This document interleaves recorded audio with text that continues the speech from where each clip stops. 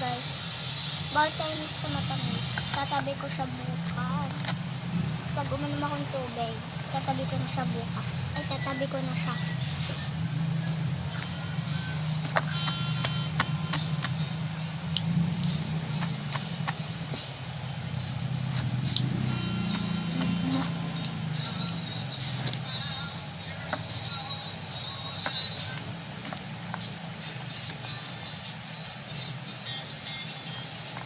Wait guys.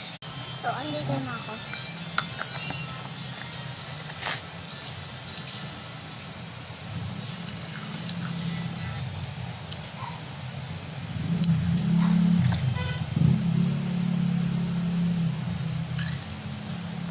Sarap niya guys.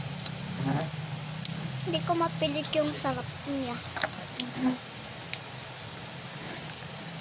Pero, pag uminom ng tubig, wala na. Tamis. Manny Pacquiao nagsalita na kung bakit hindi niya binigyan ng magandang bagay ang anak na si Eman at mas pinili nito na mas maging simple ang anak. Gustong makita ni Manny Pacquiao na nagsisikap at pursige sa buhay ang anak nito sa magkabinata na si Eman Bacosa Pacquiao.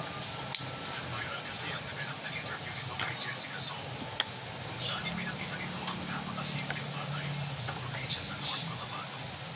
Maraming bumubukaw ang nagtanong kung bakit hindi man lang raw nabigyan ng bagay ni Manny si Eman. Ihanap naman niya rin ito.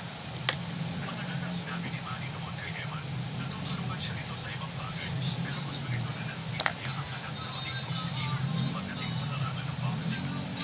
Kaya naging malinaw na gusto ni Manny. Tatabi ko to. Tatabi ko siya guys. Wait guys. So yan. Wala na.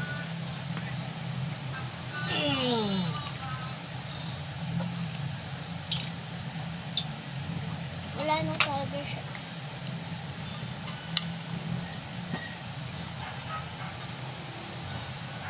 Wala na. Talo na. Wala na siya dyan. Nakita niyo pa siya dyan. Tinago ko siya doon. Sa lalagyan na yun. Ayun o. Ayan, dyan ko siya tinago. Dyan ko siya tinago. Ayun o. Dyan sa lalagyan. Huwag nyo sasabihin o. Doon ko siya tinago. Okay. Tandaan mo, doon ko siya tinago. Okay.